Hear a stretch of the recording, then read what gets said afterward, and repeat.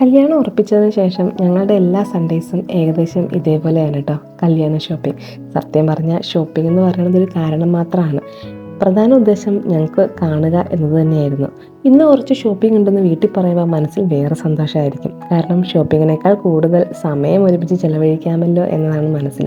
അങ്ങനെ ഓരോ സൺഡേയും കുറച്ച് ടെക്സ്റ്റൈൽസ് കയറി ഇറങ്ങും. സാരികൾ, ഷർട്ടുകൾ, കല്യാണത്തിന് വേണ്ട ചെറിയ ചെറിയ സാധനങ്ങൾ, അതും കഴിയുന്നത്ര ബഡ്ജറ്റ് ഫ്രണ്ട്ലി ആയിട്ട് എവിടെ കിട്ടും എന്നതാണ് എൻ്റെ അന്വേഷണം.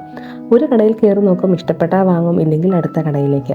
അങ്ങനെ നടക്കുന്നതിനിടയിൽ സമയം എങ്ങനെ പോകുന്നു എന്ന് പോലും അറിയില്ല.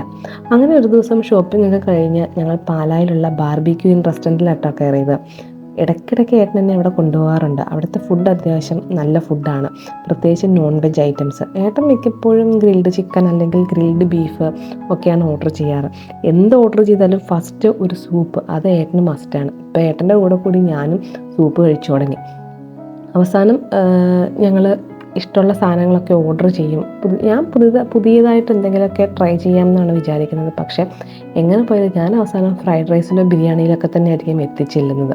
ഏട്ടൻ എന്തെങ്കിലും വെറൈറ്റി ആയിട്ടൊക്കെ ഓർഡർ ചെയ്യും. ഭക്ഷണം വരുന്നവരെ കുറച്ച് നേരം സംസാരിച്ചിരിക്കും. കല്യാണത്തിൻ്റെ പ്ലാനുകൾ, ചർച്ചകൾ, ഭാവിയെക്കുറിച്ചിട്ടുള്ള സ്വപ്നങ്ങൾ. സത്യത്തിൽ ഇപ്പോൾ ഓർക്കുമ്പോൾ ആ ഷോപ്പിംഗ് ദിവസങ്ങളേക്കാൾ കൂടുതൽ മനോഹരമായിരുന്നത് ഈ ചെറിയ ചെറിയ നിമിഷങ്ങളാണ്. സത്യത്തിൽ കല്യാണം എന്ന് പറയുന്നത് ഒരു ദിവസം മാത്രം നീണ്ടു നിൽക്കുന്ന ചടങ്ങാണ്. പക്ഷേ അതിന് മുന്നോടിയായിട്ട് ഒരുമിച്ച് ചിലവഴിക്കുന്ന ഇത്തരം ചെറിയ നിമിഷങ്ങളാണ് പിന്നീട് മനോഹരമായ ഓർമ്മകളാകുന്നത്, അല്ലേ?